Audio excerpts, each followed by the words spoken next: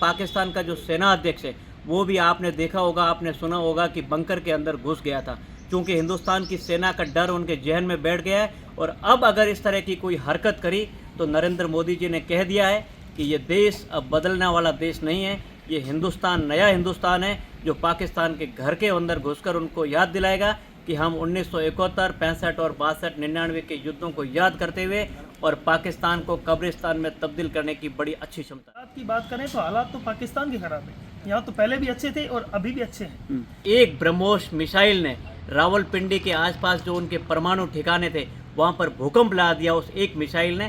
तो आप अंदाजा लगाइए अगर थोड़ा वक्त और मिलता तो जो है पाकिस्तान हिंदुस्तान के साथ मिल गया होता। डर तो उनको लगता है जिनकी सेनाएं कमज़ोर होती हैं। हमारी तो सेनाएं पहले से मजबूत हैं और मजबूत थी और मजबूत रहेगी। कि ये देश अब सफ़ेद कबूतर उड़ाने वालों का देश नहीं है, ये नया हिंदुस्तान है जो घर में घुसकर मारता है। ये आम लोगों की धारणा है कि पाकिस्तान ने अब अगर ऐसी कोई कायराना हरकत करी तो पाकिस्तान को कब्रिस्तान में तब्दील किया जाएगा। जो हमारे गांव है सीमा के करीब, वो तो बुजुर्गों तक बोल रहे हैं कि सेना से पहले हम लड़ेंगे, तो हम तो बेहतर हैं और बेहतर रहेंगे। पाकिस्तान ने घुटने टेक कर ये कह दिया था कि हम सीज फायर चाहते हैं, और लेकिन आम लोगों की ये धारणा है कि पाकिस्तान ने अगली बार ऐसी कोई कायराना हरकत करी तो हिंदुस्तान जो है उसका बेताब बड़े ज़ोरदार तरीके से जवाब देने को तैयार है। जी, मेरा नाम अशोक खान है, मैं म्याजलार से हूँ। हालात की बात करें तो हालात तो पाकिस्तान के खराब है। यहाँ तो पहले भी अच्छे थे और अभी भी अच्छे हैं, क्योंकि हमारे माननीय प्रधानमंत्री श्री नरेंद्र जी मोदी, गृह मंत्री अमित शाह जो हमारा देश का नेतृत्व कर रहे हैं, उनके साथ साथ पूरी सेनाओं पर हमें पूर्ण विश्वास है। तो हालात तो उनके खराब है, हमारे पहले भी बेहतर है और आज भी बेहतर। डर तो उनको लगता है जिनकी सेनाएं कमज़ोर होती हैं। हमारी तो सेनाएं पहले से मजबूत हैं और मजबूत थी और मजबूत रहेगी। तो हम तो मतलब सेना के साथ साथ जो आम लड़के हैं, जो हमारे युवा हैं, वो भी लड़ने के लिए तैयार हैं। जो हमारे गांव है सीमा के करीब, वो तो बुजुर्गों तक बोल रहे हैं कि सेना से पहले हम लड़ेंगे, तो हम तो बेहतर हैं और बेहतर रहेंगे। जो ये ऐसे हरकतें कर रहे हैं इससे सावधान तो रहना तो जरूरी है, लेकिन फिर भी डर नाम की कोई चीज़ नहीं थी। अगर फिर भी ऐसे हरकतें करते हैं तो ईंट का जवाब पत्थर से दिया जाता है। रघुवीर सिंह तामलो, मेरा जो गांव है वो सीमावर्ती भारत पाकिस्तान का जो बॉर्डर है उससे मात्र 2 किलोमीटर की दूरी पर है। ऑपरेशन सिंदूर को हमने बड़ा नज़दीक से देखा, जिला मुख्यालय से भी देखा, ग्रामीण धरातल से भी देखा। उस समय जो युद्ध के हालात बने थे, उस समय 1971 के बाद जो कारगिल का युद्ध हुआ था, उस समय जो लोगों में जो जोश था उससे भी 4 गुना ज़्यादा जोश जो इस बार ऑपरेशन सिंदूर के दौरान सिविल लोगों में देखा गया। और आप अंदाज़ा लगाइए कि इतना हालात काबू होने के बावजूद, इतने हालात तेज़ होने के बावजूद किसी भी ग्रामीण ने ये नहीं कहा कि हम अपना गांव खाली करेंगे या हम अपना गांव छोड़ देंगे।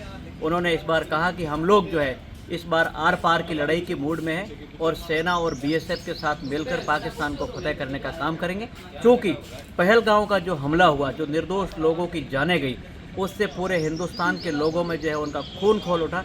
और वो लोग लगातार मांग कर रहे थे देश के नेतृत्व से, देश की सेना से, कि इस बार पाकिस्तान जो बार बार ऐसी हरकतें कर रहा है उसका समय पर इलाज करना चाहिए।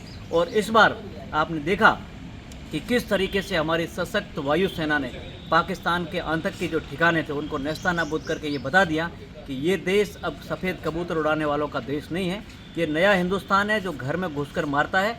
और जब नेतृत्व देश का मोदी जी के पास हो, जब हमारी सेनाएं तीनों इतनी मजबूत हो और बॉर्डर सिक्योरिटी फोर्स जो कि 24 घंटे थार के रेगिस्तान में जो है मौजूद है, तो इस बार आम लोगों में ये चर्चा थी कि इस बार अगर लड़ाई होती है तो हम लोग पूरे के पूरे सेना और बीएसएफ के साथ मिलकर पाकिस्तान की नकेल कसने का काम करेंगे। क्योंकि सीज फायर होने के बाद अब सामान्य हालात हैं और बाड़मेर पर इस युद्ध का ज़्यादा कोई असर पड़ा नहीं, क्योंकि उत्तरलाई जो 1971 की युद्ध की यादें भी दिलाता है, उस उत्तरलाई का एयरबेस हमारे नज़दीक था और हम लोग लगातार ये प्रयास कर रहे थे कि बाकी एयरबेस की ज़रूरत ही नहीं पड़ेगी, पाकिस्तान को खाली हमारा जो उत्तरलाई का एयरबेस है वो अकेला ही नष्ट कर देगा। और निश्चित तौर पर यहाँ के लोगों में जो जोश है वो बड़ा ज़बरदस्त देखा गया। अब चूँकि सामान्य हालात है, लेकिन फिर भी ये आम लोगों की धारणा है कि पाकिस्तान ने अब अगर ऐसी कोई कायराना हरकत करी तो पाकिस्तान को कब्रिस्तान में तब्दील किया जाएगा। जैसा आपने बताया कि आर पार की लड़ाई के मूड में थे, अचानक सीज फायर हो गया,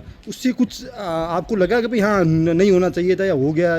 देखिए, हम लोग जो सोचते हैं उससे जो दिल्ली में जो लोग बैठे हैं वो हमारे से 10 गुना ऊपर सोचते हैं और हम कोई भी भावुकता बात कर लेते हैं। लेकिन जब बात देश की आती है, आज आर्थिक रूप से हमारा जो देश है पूरे विश्व में 4थे नंबर की कगार पे खड़ा है और पाकिस्तान जैसा छोटा देश हमें इतनी जो है वो एक्सरसाइज करने की ज़रूरत नहीं पड़ी, क्योंकि हमारी वायुसेना, हमारी थल सेना, हमारी नेवी और हमारी BSF इन चारों ने बगैर किसी औपचारिकता के ये बता दिया कि ये देश न जाने कब ज़रूरत पड़ने पर हमारी सेनाएं जिस तरीके से एक ब्रह्मोस मिसाइल ने रावलपिंडी के आसपास जो उनके परमाणु ठिकाने थे वहाँ पर भूकंप ला दिया उस एक मिसाइल ने, तो आप अंदाज़ा लगाइए अगर थोड़ा वक्त और मिलता तो जो है पाकिस्तान हिंदुस्तान के साथ मिल गया होता। लेकिन चूंकि सीज़ फायर अपने आप में एक रणनीति का हिस्सा था, क्योंकि पाकिस्तान ने घुटने टेक दिए थे, तो हम लोग नहीं चाहते थे कि आर्थिक आधार पर हमारे देश को कोई नुकसान हो, क्योंकि पाकिस्तान ने घुटने टेक कर ये कह दिया था कि हम सीज़ फायर चाहते हैं। और लेकिन आम लोगों की ये धारणा है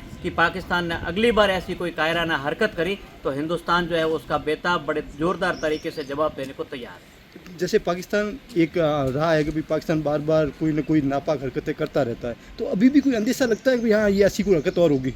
देखिए, पाकिस्तान पर विश्वास तो नहीं किया जा सकता, ये सब लोग मानते हैं, लेकिन जिस तरीके से ऑपरेशन सिंदूर के तहत हमारी सेनाओं ने अजहर मसूद के घर में जाकर उसके जो परिवार को नष्ट किया, जो आतंकवादी लोग थे, आतंकी ठिकाने थे, उनको नेस्तानाबूद किया।